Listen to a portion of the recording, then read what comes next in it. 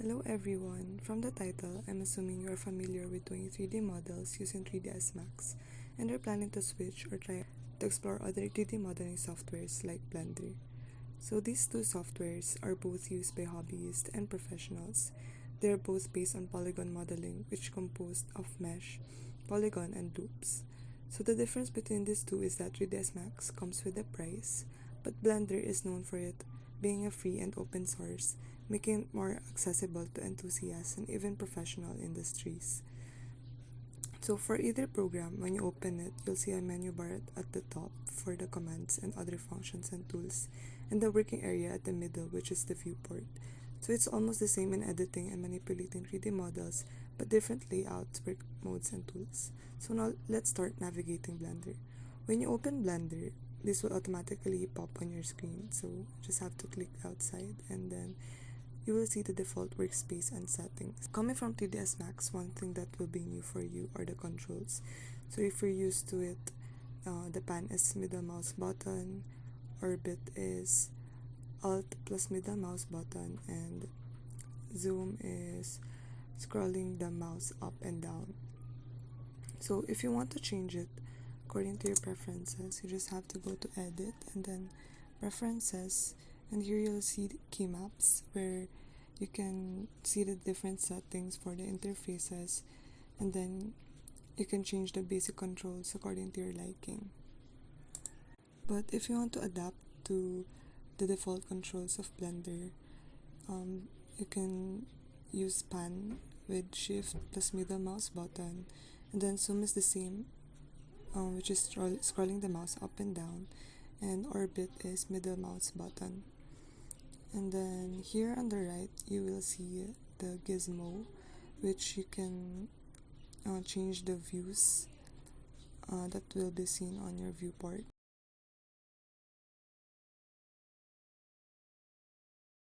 So as you can see at the top, there's a lot of workspaces that you can explore here, such as the modeling, sculpting tab, UV editing, texture paint, shading, animation, rendering,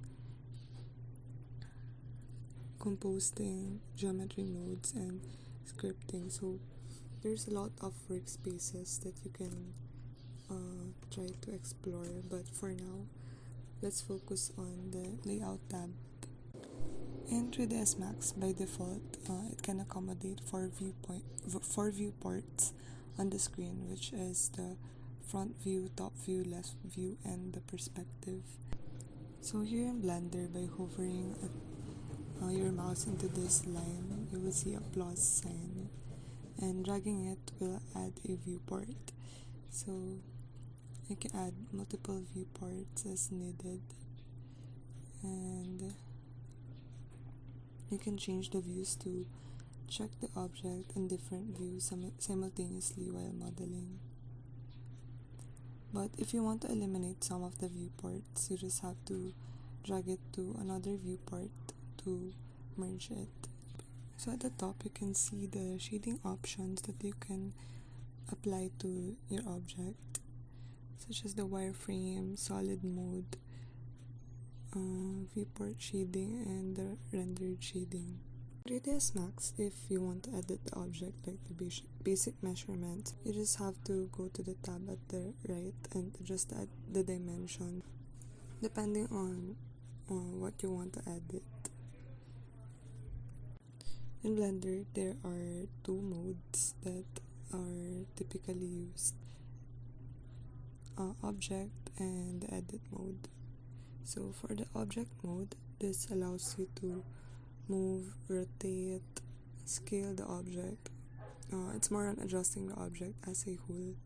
There's a floating tab on the left side, which is the transform menu. So this one is for selecting. So you just drag the mouse and then select the object. And then this one is the cursor. It enables you to move the 3D cursor. Move command, you can move the object on the specific axis that you want. Next is rotate. it enables you to rotate the object in whichever angle or axis that you want. This one is scale, it enables you to scale up or scale down the object. The transform command or transform option, wherein you can do all those three, so you don't have to go all over those three. Then annotate to put notes beside your model. Then you can erase it. And then measure for measuring the object. Add objects such as cube and cone, cylinder, other 3D objects. Here at the right is the item tab. It's basically the same as the transform menu, but here you can type in specific numbers where you want to place your object, or the rotation angles, scale, and the dimensions. As mentioned earlier, the 3D cursor can be moved wherever you want to place it. So by pressing Shift S, you can select the location where you want the cursor to be placed, such as world origin, wherein it's gonna be placed in the middle of the workspace, or basically anywhere you want to place it. Next is adding objects. By pressing Shift A, you can add different 2D and 3D objects such as mesh, curve, surface, metaball, text, volume, camera, lights, and others. So for example, we can add a cylinder. So after adding it, we can transform its location, the rotation, scale, and dimensions. By pressing Shift D, we can duplicate the object, so you can do as many copies as you like.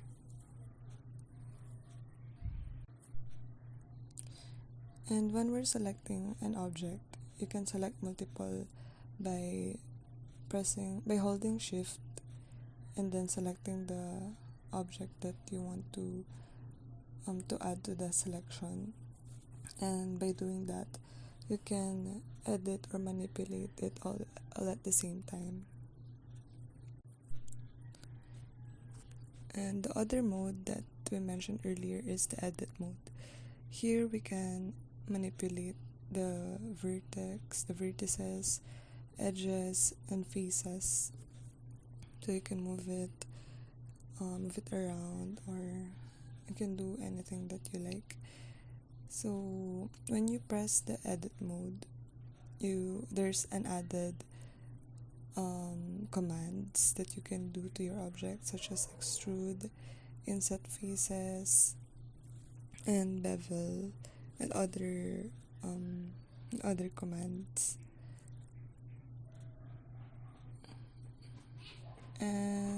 So after you selected a command, there will be a floating tab that will appear on the lower left.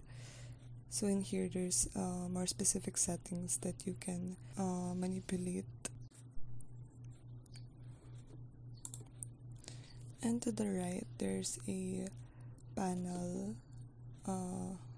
the properties editor panel, wherein we can see different tools: render, view, layer, output, scene, which we'll be using when we render our model later, and then world, collection, object, modifier, physics, material, and others. But we're gonna try to explore the modifier tool. So we're so familiar with 3ds Max when we're doing 3D models. So if you want to modify the object, you just go to the tab on the right and type in the specific modifier such as edit poly, symmetry, turbo smooth, and many others. Here in Blender, you can click the wrench icon and you can select from there the modifiers that you want to apply to your object. Now we can start with trying the modifier tool by creating a basic drinking glass as a start. In 3ds Max, whenever I do a cup or glass object, I go for using the line command. So I just trace the outline of the cup and then I do the LATHE modifier to do a revolve action for the line and make it into a 3D, into a cup. So here in Blender, I'm gonna attempt to do the same. So first I add a single vertex, so it's like adding a point on the workspace. But if you can find this feature, preferences, edit preferences, and then add-ons, and then you can find their add mesh extra objects. So you just click that and then you can close it. So shift A and then mesh and then single vert. So make sure you are in the edit mode, and then we can start making the 2D outline. So by pressing E and then X to go to the right, and then E again, going upwards, but tapering it a little bit to create the wide mouth of the glass, and then E going to the left, and then E going down, and then left. So after doing the half outline, make sure that the points, the 2 points on the most left, where the outline is sliced, so make sure that those 2 points are aligned.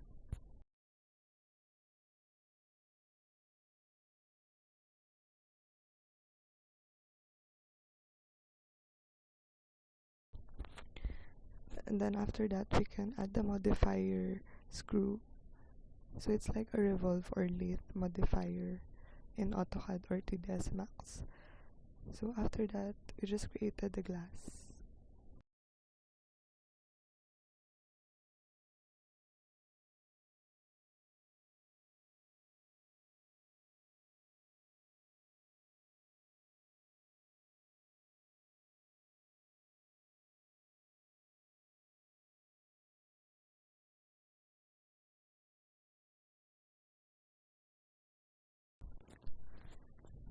And we can still refine the object by adding other modifiers.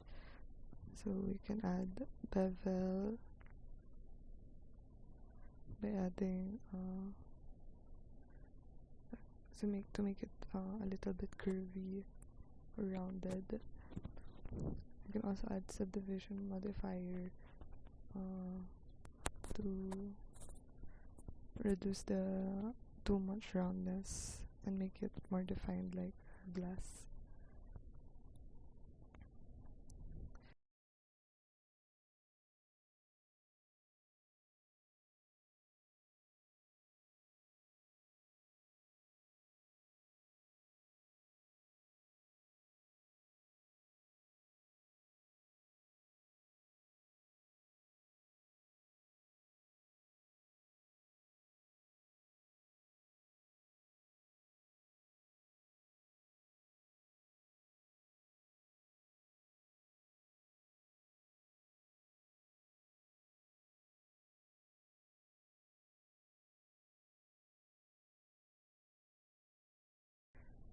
So after that, we can also add like liquid or straw or ice and other decorative objects that you want to add as details and make it more presentable in whichever way you want.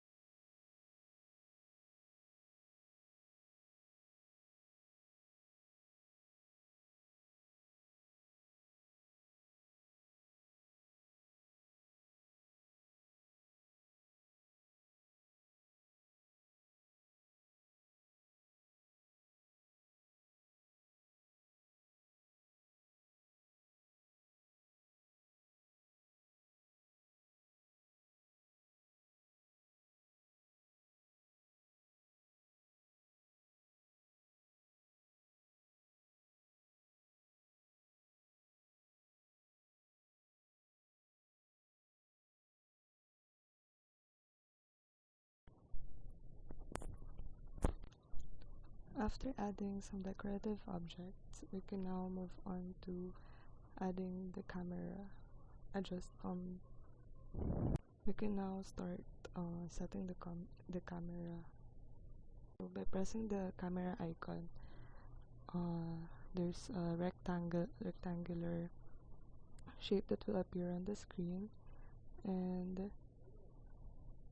by clicking on the outline of the rectangle, after that you're gonna press G to move the focus of the camera to left and right, and by pressing G 2 times and holding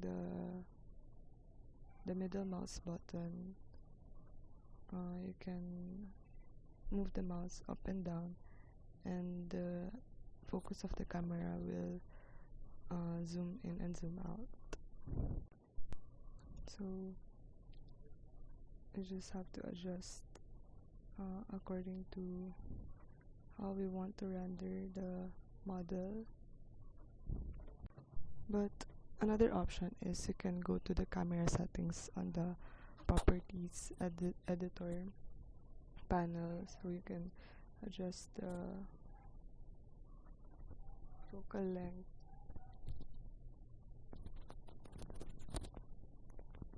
how zoomed in you want the object to be when you render it. And after that, we can also adjust on the scene tab, and then lower down the maximum samples to 512 so the file wouldn't be too big or it wouldn't be too hard. The file won't be too large, so the rendering will not take too much time, or the laptop will not slow down while still doing the renders. And after that, I also like to add another viewport for the rendered shading, so that I could see how it would look like, how it would turn out when I add the material.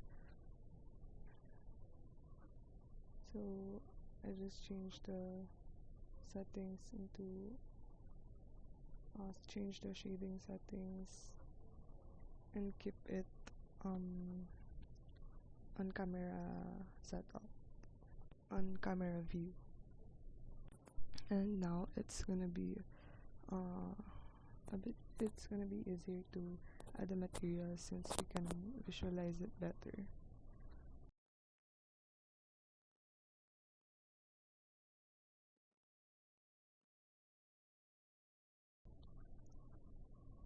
So since this object is a glass or cup, I'm gonna try to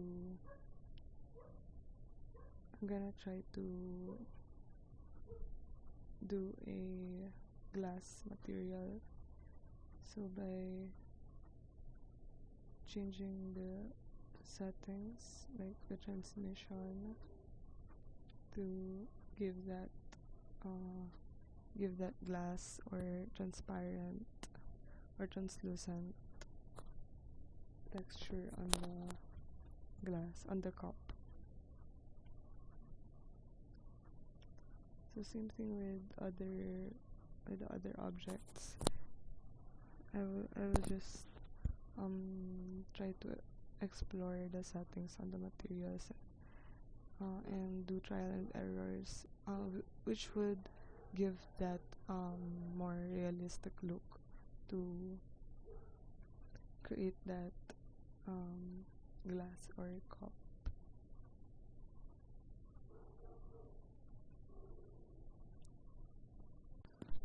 So I actually had a hard time making that glass material look.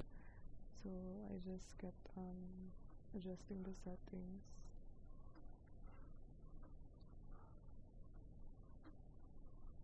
And but I believe that's how 3D modeling works. Like there's no really one way of doing things. There's really no one procedure in creating this type of object. Even this simple object can be created in so many ways.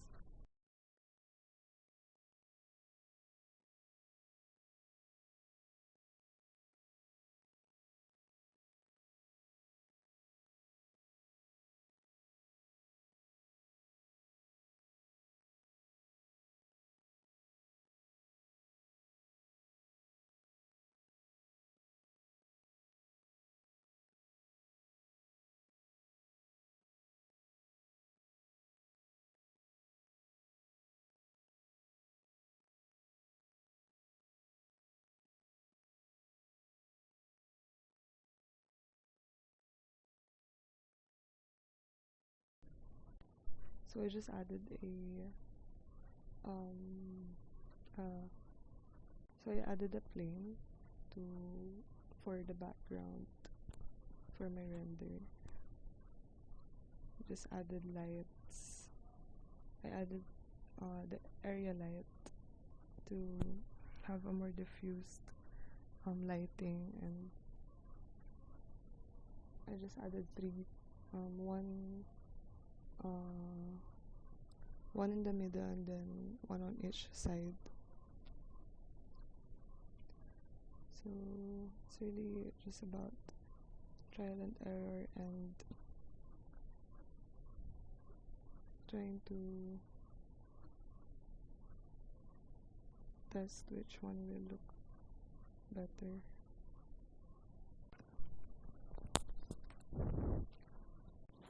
So I made the liquid like looking like coffee to match somehow with the background, and attempting again to do the glass texture or material on the cup. So we're just adjusting the transmission and clicking other settings to see how I could make it as closely as how a real glass would look like.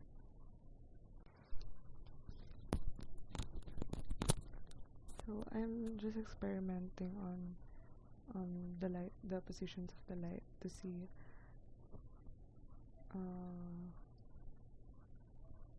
how I would light up, how I would light the environment of the object.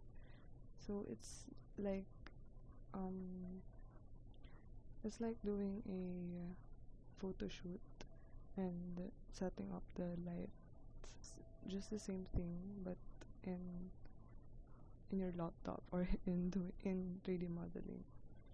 So I really just have to adjust it according to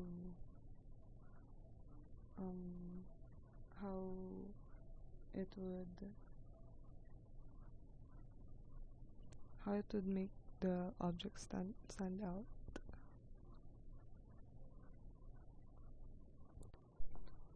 And when it's done, when we adjust, when we're done adjusting the settings,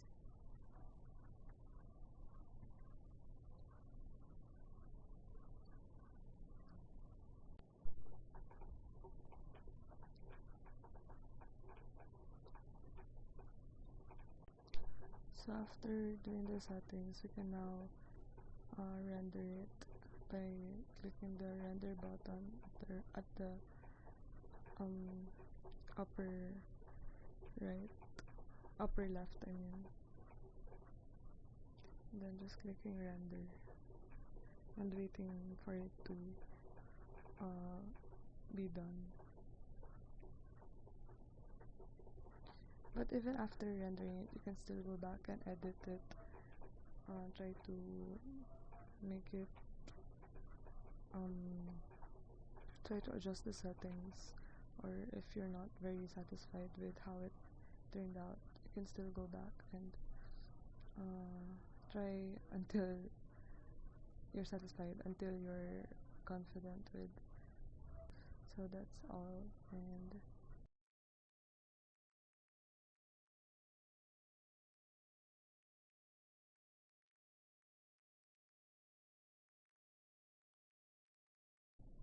it's okay if you're just learning this now or you're kind of overwhelmed. So take it step by step, and practicing is really key to improvement. So thank you all for watching.